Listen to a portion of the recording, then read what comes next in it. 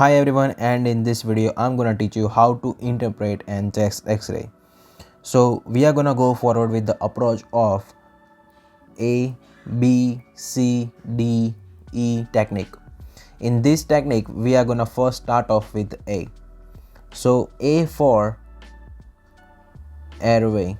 You have to remember A for airway. So trachea is a part of airway system, so we can see the trachea here.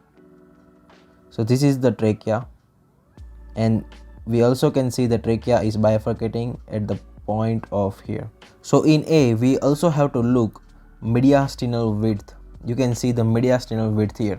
In mediastinitis this width will be increased, so you have to also look for the mediastinal width in A. So other thing that you have to remember in A is aortic knob. So this part right here, this is the aortic knob. Sometimes you will see this aortic knob looking like this instead of looking like this. This is the sign of aortic coarctation. So this just A will tell you a lot of things. In the trachea part we also can see the tracheal deviation. As you can see in this chest X-ray that this part is deviated, as you can see here. See, this is totally deviated trachea. So this is not normal looking trachea. This is an example of pneumothorax. As you can see, the lung is totally collapsed here. So now we are gonna move forward with the B. B is for breathing. B is for breathing. So in breathing we have to look for the lung filled outlines. You can see these outlines in the lungs, these small lines. These all are the outlines of the lungs, as you can see here. And also you have to look for the symmetry of the lung. As you can see in this chest X-ray that this lung is totally symmetrical. Both sides it is symmetrical looking. This is the part of heart. And also you have to look for the pleura.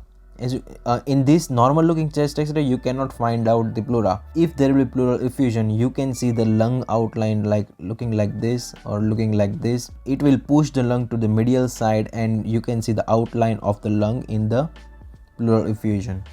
As also you can see here in this chest X-ray that this is the outline of the lung.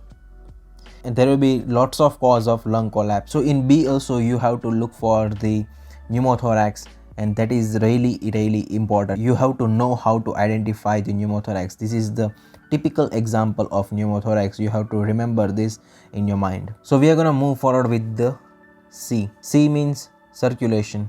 C means circulation. What does circulate blood in our body? Heart. So this is the heart outline. This is heart outline. You have to know that this heart is in the normal size or in the bigger size. So how you will identify that this heart is looking big or this heart is in the normal size? So just imagine this width, cut it into half, and this width of heart, compare it with this width. If it is less than this width, then it is normal sized heart.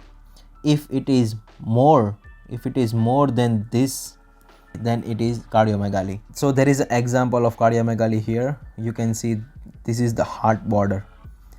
You can see this width is definitely more than half of the ribcage width. That means this is cardiomegaly.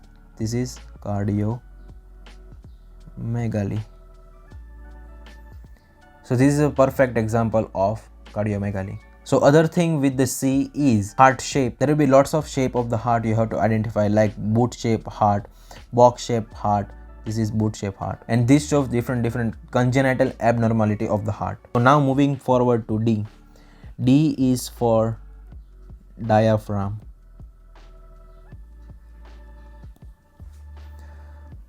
You can see this is the diaphragm border. So this is diaphragm. You can see in chest X-ray that diaphragm is here, like here. Sometimes it is here, sometimes it is here. So you have to identify in which diseases diaphragm will move upwards. And then you will see this area, this This is called costophrenic angle. This is called costophrenic angle. In pneumonia and in pleural effusion, you will see this is blunted. There will be no costophrenic angle, and that means that there will be fluid in the inferior lobe of the lungs. So in D also we have to look for the fundus air. This is fundus air. And also we have to look for the subdiaphragmatic air. We will see the example of subdiaphragmatic air in this chest X-ray. See, this is the subdiaphragmatic air, and this will show that there is inflammation or there will be peritonitis in this area. As you can see, this is so white, and this means that there will be inflammation below the diaphragm. And this is also called pneumoperitoneum. So moving forward to the last but not least is our E. E is for extras. In extra, in this chest X-ray, like you can see, this is our, what is this? This is our chest leads. This is also patient is intubated, and also you can see the chest tube. If you see really closely, you can see the chest tube. Other X-ray we will move forward. See, this is a pacemaker. These wires is attached to the heart.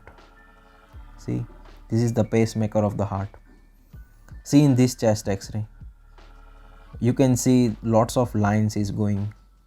These all are outside of our body. These are chest leads. See, this is the nasogastric tube. This is nasogastric. I will do it in blue. This is nasogastric tube. So this is extras. In E you have to look for extra things like nasogastric tube, pacemaker, ECG electrodes, PICC lines, foreign body, and ET tube, which is intubation tube. So this is how you identify chest X-ray as a medical student. You have to know this in your internship. So thank you for watching this video, and if you want to learn things like this, then hit the like button and subscribe to this channel and share this video.